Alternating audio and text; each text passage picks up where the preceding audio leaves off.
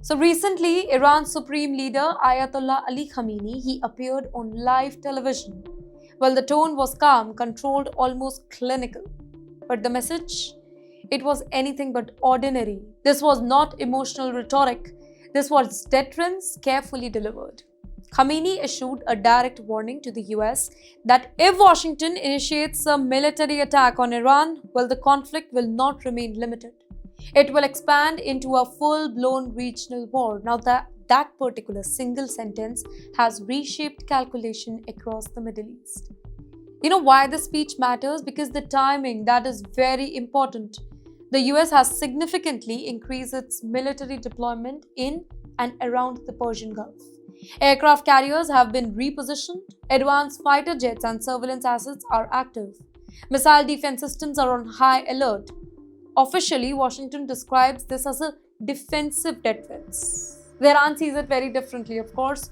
From Iran's perspective, these moves resemble pre-war positioning, not precautions. Khamenei's speech was a response to that perception, a warning designed to raise the cost of escalation. But you know what Khamenei is really warning about? Khamenei was not talking about a conventional Iran versus US war.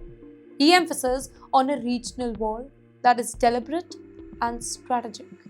Iran's missile doctrine does not rely solely on direct confrontation. Instead, it is built around multi-front pressure. Iran has allies and aligned armed groups across the region in Lebanon, in Iraq, in Syria, in Yemen, and beyond. The message is clear here. If Iran is attacked, the battlefield will expand. Shipping lanes in the Red Sea and Gulf could be disrupted. US bases across the Middle East could face retaliation. Israel could find itself confronting threats from multiple directions simultaneously. Well, this would not be a short conflict. This would not be geographical contained. And then there is message to Israel as well. While Khamenei did not take Israel's name repeatedly, the implications, they were unmistakable.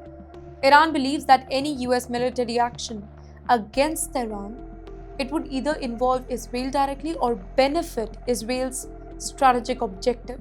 Now, by framing the response as regional, Khamenei is signaling that Israel would not be insulted from the fallout.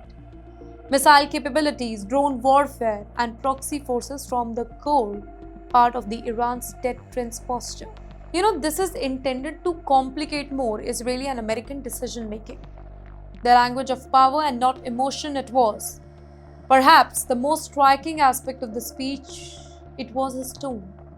There was no urgency, no anger, no theatrics here. Instead, Khamenei spoke with certainty. Phrases like "we will crush you," they were not framed as slogans, but as conclusions.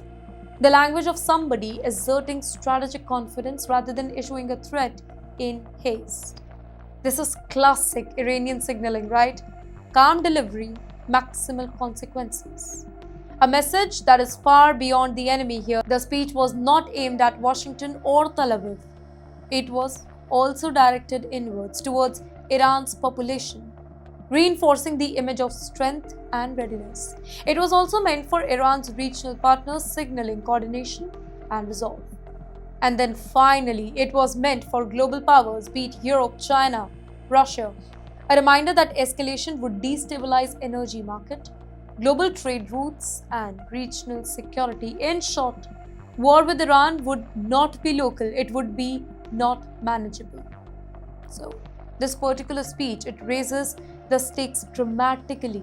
It narrows the room for miscalculation, but it also increases the danger if diplomacy fails. Well, the US must decide whether deterrence through force, it risks triggering the very conflict it claims to prevent.